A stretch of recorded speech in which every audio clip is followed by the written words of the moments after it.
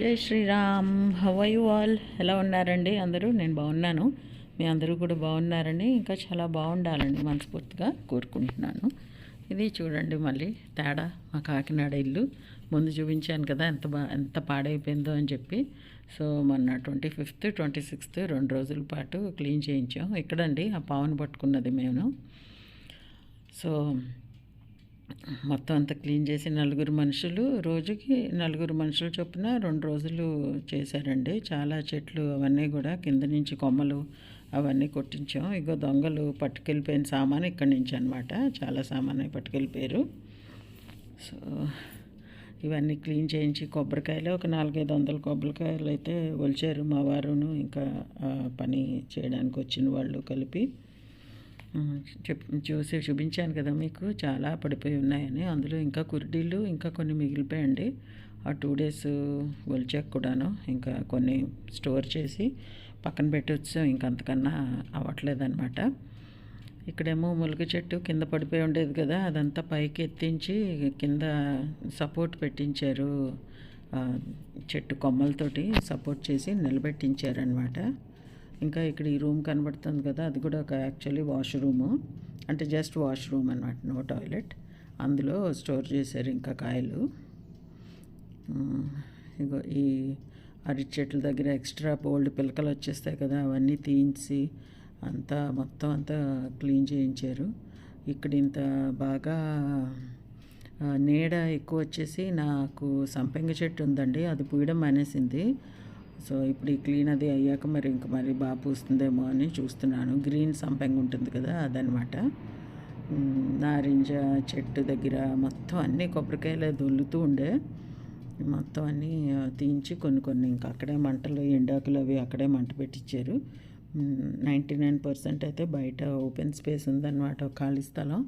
అక్కడ వేసేమన్నారు GHMC వాళ్ళని అడిగితే, మేము కొంచెంగా పట్టుకెళ్ళిపోతాము అని చెప్పారనమాట. 4-3 అరటి చెట్లకైతే గెలలు ఉన్నాయండి, కానీ చిన్న గెలలు అనమాట. కోయడానికైతే వీలవదు, ఉంచేసాము. మళ్ళీ వచ్చేటప్పటికి ఎదుగుతాయిలే అన్నట్టు.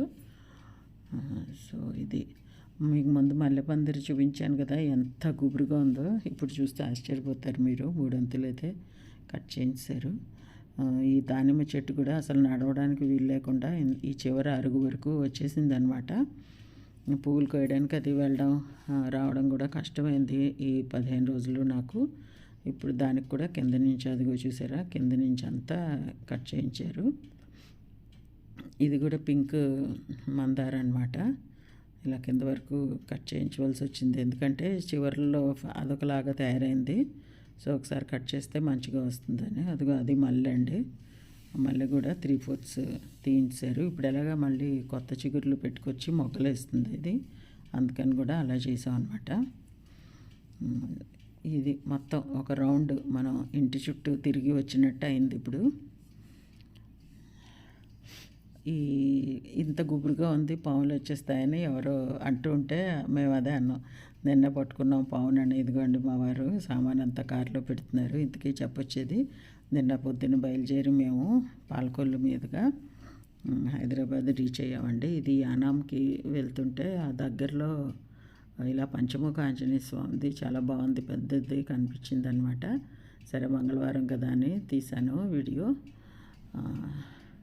ఈ రూటు నాకు నచ్చుతుంది, చాలా బాగుంటుంది. చుట్టూ పంట పొలాలు, కాలువలు అన్నీ చాలా బాగుంటాయి. సరే దారిలోనే మురముళ్ళ వీరేశ్వర స్వామి దేవస్థానం ఉంటుందండి. ఈ దేవస్థానంలో శివుడు ఉంటాడు అమ్మవారితో పాటు, భద్రకాళి సమేత. అయితే ఈ గుడి ప్రత్యేకత ఏంటంటే, పెళ్లి కాని వాళ్ళకి, ఉద్యోగాలు రాని వాళ్ళకి ఇక్కడ స్వామివారి కళ్యాణానికి టికెట్ డబ్బులు కడితే మన నక్షత్రం బట్టి వాళ్ళు ఏదో చూస్తారు, ఆ డేట్స్లో కళ్యాణానికి మనకి ఇస్తారనమాట డేటు. ఇది సుబ్రహ్మణ్య స్వామి గుడి అండి, లోపలే ఉంది. ఈ వీరేశ్వర స్వామి వారికి ప్రతిరోజు కళ్యాణం జరుగుతుందండి, సాయంత్రం నిత్య కళ్యాణం అనమాట. సో మేము వెళ్తూ దర్శనం చేసుకుందామని వచ్చాము, గుడి ముందు నుంచే వెళ్తున్నాం కదా అని చెప్పి. సో ఇది మెయిన్ ఎంట్రన్స్ అండి.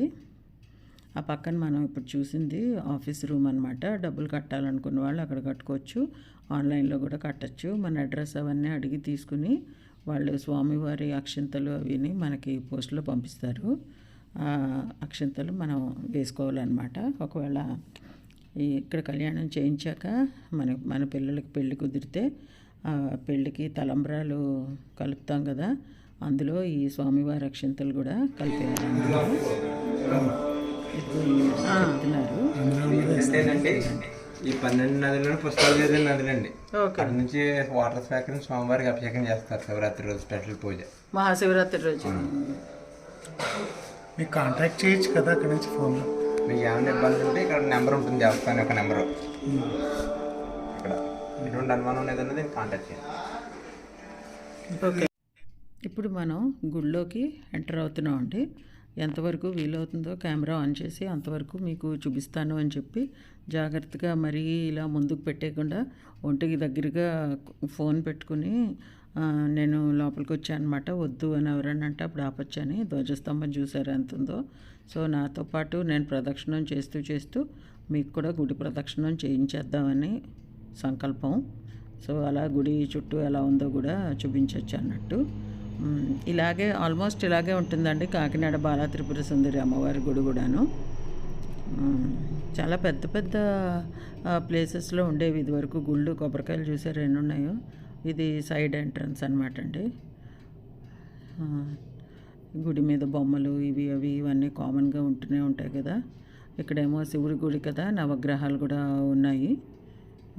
నవగ్రహాలకి ప్రదక్షిణం చేసుకునే వాళ్ళు చేసుకోవచ్చు. ఈ గుడి చాలా పురాతనమైనదే అండి. శివుడైతే వెలుపేట, కానీ శిల పాడైపోతుందని చెప్పి వెండి తొడుగు పెట్టేశారు పైన. పక్కనే అమ్మవారు కూడా ఉన్నారు. ఇదిగో ఇది రథం. పూర్వం గుళ్ళకి రథాలు పల్లకీలు అన్నీ ఏ గుడివి వాటికే ఉండేవండి. ఇప్పుడు చిన్న చిన్న ప్లేసుల్లో గుళ్ళు కదా, ఇంకా వాటికి అవన్నీ ఏం ఉండట్లేదు. కానీ ఈ పక్కన ఇప్పుడు ఎవరో కూర్చుని ఏదో అభిషేకం అది చేయించుకుంటున్నారనమాట.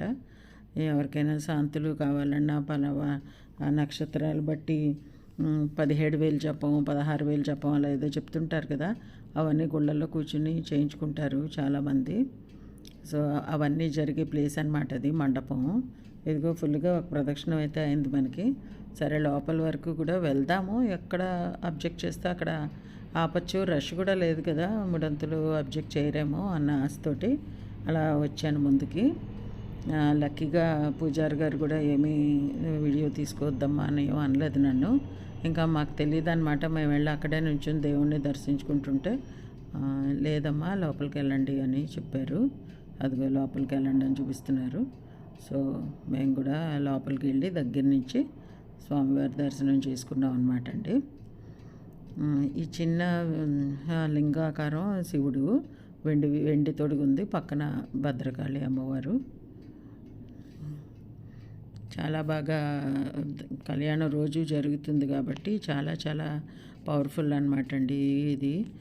ఉద్యోగాలకి పెళ్ళిళ్ళకి చాలా ఎక్కువగా ఇక్కడ కట్టాలి, డబ్బులు కట్టుతూనే ఉంటారు. రోజు కళ్యాణం జరుగుతూనే ఉంటుంది. 1000 రూపీస్ అనమాట అండి దేనికైనా కూడాను. అది కాక ఆరుద్ర నక్షత్రం రోజు 500 కడితే కూడా స్పెషల్ అభిషేకం చేస్తారు. ఎందుకంటే స్వామివారి నక్షత్రం కదా ఆరుద్ర, ఆ రోజు కూడా చేసుకోవచ్చు స్పెషల్గా. ఈ దండలన్నీ సాయంత్రం కళ్యాణం కోసం రెడీగా పెట్టినవాటండి. నేను ఇంకా ముందు రోజు స్వామివారి మీద తీసినవేమో అనుకుని అడిగాను ఏంటండి ఈ దండలని. అప్పుడు పంతులు గారు చెప్పారనమాట.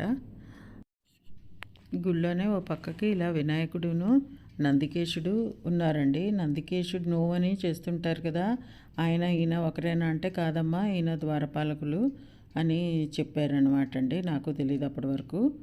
సో ఇప్పుడు మనం వెనకాల లక్ష్మీ నరసింహస్వామి గుడి ఉందని ఇందాక చెప్పాను కదండి, ఆ గుడి వైపు వెళ్తున్నాం అనమాట లక్ష్మీ నరసింహస్వామిని గుడి దర్శించుకోవడానికి. కానీ మేము వెళ్ళే వాళ్ళకి గుడి తలుపులు ఆల్రెడీ మూసేశారు. పెద్ద టైం అయితే అవ్వలేదు, కానీ ఎందుకో మరి జస్ట్ ఇలా కటకటాల్లాగా ఉన్నాయన్నమాట. అందులోంచే దర్శించుకుని వచ్చేసాము. ఇక్కడ కూడా ధ్వజస్తంభం అది ఉంది. లక్ష్మీ నరసింహస్వామిని కనబడుతున్నాడు అట్లీస్ట్. సో చూసి దండం పెట్టుకుని వచ్చేసాం అనమాట అండి. మీరు కూడా చూద్దరు, కానీ నాకు ఎంతవరకు కనబడిందో అంతవరకు వీడియో తీశాను నేను కూడా. ఇగో వాళ్ళు ఇంకో ఆవిడ కనబడుతున్నారు కదా, ఆవిడే వాళ్ళ హస్బెండ్, నేను మా వారు ఎంతమందే ఉన్నాం గుళ్ళోనండి. ఇదిగో అండి దేవుడు అంతకన్నా దగ్గర నుంచి కనపడడానికి అవ్వదు. అదిగో చూసారా, అదిగో నరసింహస్వామి. దర్శనం చేసుకోండి అందరూ కూడా. ఆంధ్ర సైడ్ వెళ్తే, కాకినాడ సైడ్ వెళ్తే యానాం వైపు వెళ్తుంటే కనబడుతుందండి ఈ గుడి. మురముళ్ళ అనే ఊర్లోను చాలా ఫేమస్ గుడి, చెప్పాను కదా ఆల్రెడీ.